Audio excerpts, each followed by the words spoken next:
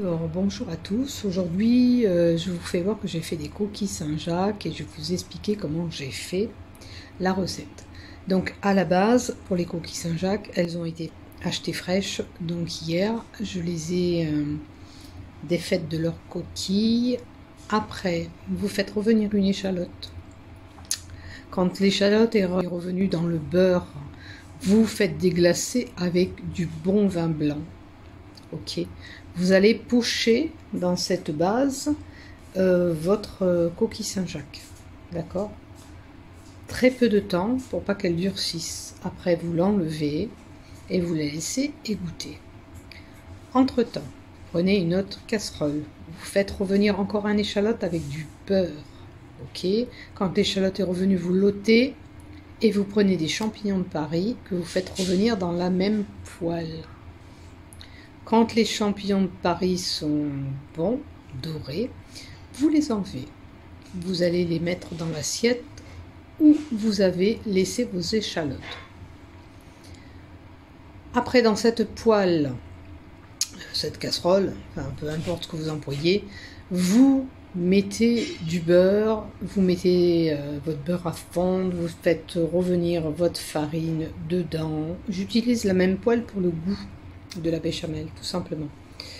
Le même récipient. Moi j'ai pris une sauteuse qui est un peu large. Donc vous faites revenir votre beurre, vous mettez votre farine, vous mettez votre lait froid dedans pour faire cette béchamel que vous allez verser dans votre coquille avec les Saint-Jacques. Donc vous faites votre béchamel, vous la laissez épaissir sur le feu tout doucement, vous remuez pour pas qu'il y ait de grumeaux. Quand votre béchamel est prête, épaisse, vous rajoutez les champignons de Paris, l'échalote dedans, vous touillez le tout pour que ça prenne du goût, vous salez, vous poivrez. Si vous aimez la noix de muscade, vous pouvez mener une petite touche de noix de muscade dans votre béchamel, c'est à votre convenance. Une fois que ça c'est fait, vous prenez vos coquilles Saint-Jacques vides, vous déposez votre coquille Saint-Jacques au centre, ok, et vous allez mettre cette base dessus, ok. Moi, je les ai tous faites, comme vous pouvez le voir, j'ai fait 2 plaques en plus, hein, parce qu'on a acheté quand même 2 kilos, et pour 2 kilos, on a tiré, voilà, 3, 6, 9... 15, 16, 17, 18 coquilles Saint-Jacques. Hein. Il y a de la perte, mais bon, comme elles sont fraîches, il y a quand même du goût.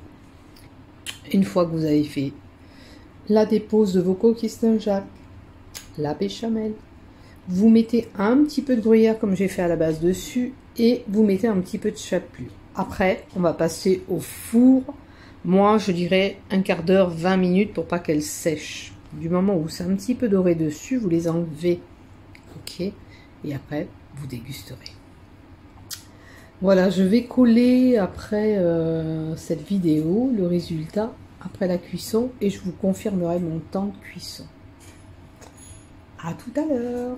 Alors, pour info, ça c'est la base où j'ai fait l'échalote, le vin blanc et poché mes coquilles Saint-Jacques dedans. Comme ça, vous voyez dans quelle sauce j'ai trempé mes coquilles Saint-Jacques pour donner du goût, bien sûr, à ces Saint-Jacques.